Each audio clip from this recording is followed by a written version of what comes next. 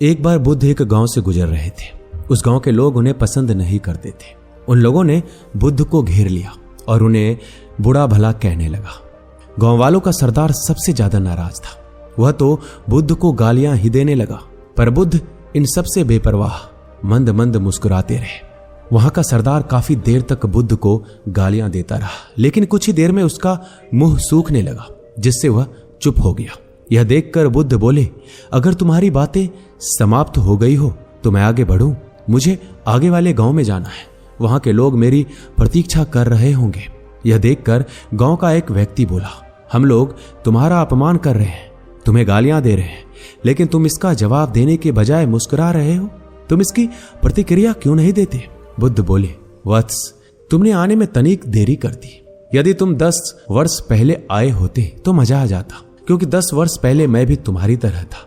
अगर उस समय तुम मुझे बुरा भला कहते, गालियां देते, तो मैं भी क्रोधित हो जाता। मैं तुम्हें इससे भी अधिक गालियां देता, हाथापाई पर भी उतर जाता। पर मैं अब आगे बढ़ गया हूं, अपना क्रोध, घृणा सब कुछ पीछे छोड़ आया हूं। अब मैं उस जगह पर पहुंच गया हूं जहां तुम्हारी गालियां पहुंचने में असमर्थ है। तुमने मुझे गालियां दी, ये तुम्हारी भावना है, लेकिन तुम्हारी ये भावना मुझ तक पहुंच ही नहीं रही। मैं इससे आवेशित तभी होऊंगा जब मैं इसमें भागीदार हो जाऊंगा, जब मैं इन्हें स्वीकार कर लूंगा। लेकिन मैं तो तुम्हारी इस क्रिया से निरपेक्ष हूं, इससे बहुत दूर हूं, इसलिए मैं अब भी पहले की तरह शांत हूं। यह सुनकर सरदार बोला, अरे ऐसे कैसे? मैंने तो तुम्हें गालियां दी है, और वो भी पूरे गांव वालों के सामने। फिर उसे लेने या ना लेने का क्या मतलब है? बुद्ध बोले, वत्स, कल मैं एक गांव में गया था। वहां के लोगों ने मेरा प्रवचन सुना। मैं बहुत प्रसन्न हुआ। गांव का मुखिया मेरे लिए मिठाई लेकर आया और उसे खाने का आग्रह करने लगा। मैंने कहा कि मेरा पेट भरा हुआ है, इसलिए मैं इसे ग्रहण नहीं कर सकता। यह सुनकर वह व्यक्ति मिठाई वापस लेकर चला गया, क्योंकि जब तक मैं कोई चीज लूंगा ही नहीं तो मुझे कोई कैसे दे पाएगा? इसमें तो मेरी सहमति आवश्यक है।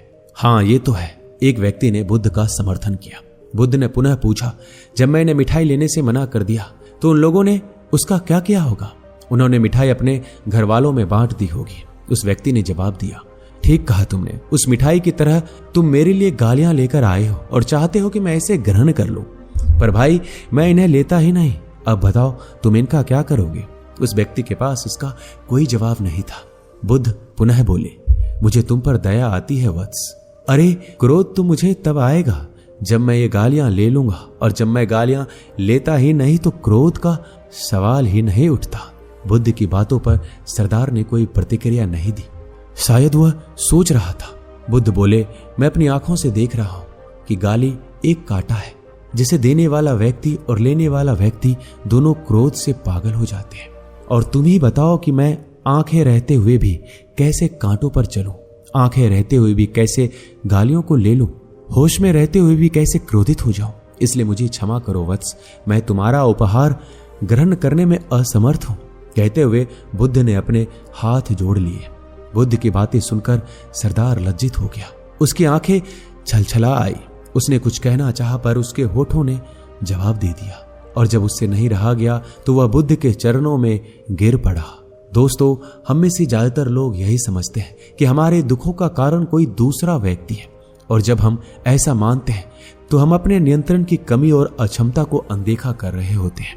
वास्तव में यह हम पर निर्भर करता है कि हम दूसरों के द्वारा प्रदान की गई नकारात्मकता को स्वीकार करते हैं या नहीं। अगर हम नकारात्मकता को स्वीकार करते हैं तो हम अपने पैरों पर कुल्हाड़ी मारते हैं, और जब हम उसे अस्वीकार कर देते हैं तो घृणा, क्रोध, हिंसा हर किसी से मुक्त हो जाते हैं।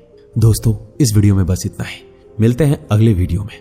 अपना ख्याल रखिएगा। धन्यवाद।